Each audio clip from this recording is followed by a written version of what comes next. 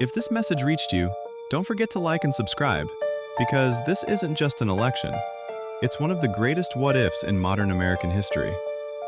Imagine December 2000 ends differently. The recount in Florida continues.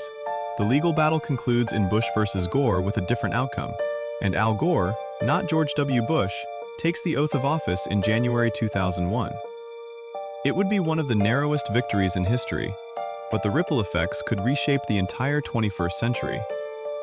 Gore entered politics with an unusually strong focus on science and environmental policy.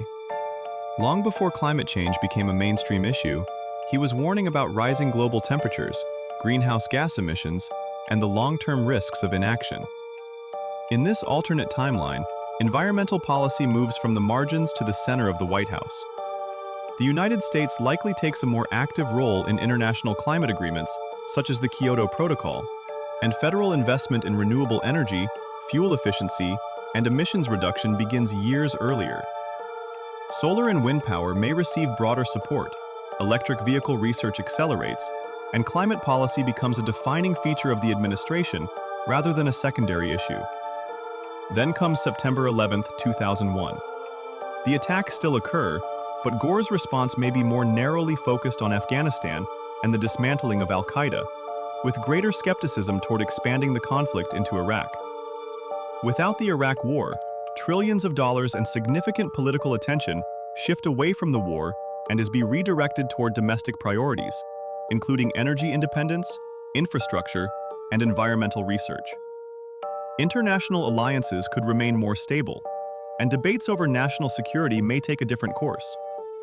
Domestically, Gore likely governs as a pragmatic centrist with a strong interest in technology, fiscal discipline, and scientific policy.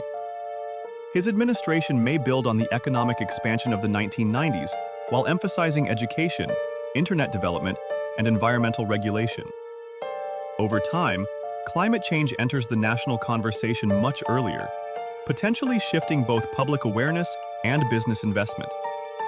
And here's the most intriguing possibility. By the late 2000s, the United States may already be years ahead in renewable energy deployment and climate planning. The country still faces political divisions and global challenges, but one of the world's most powerful nations begins treating climate change not as a future concern, but as an immediate priority.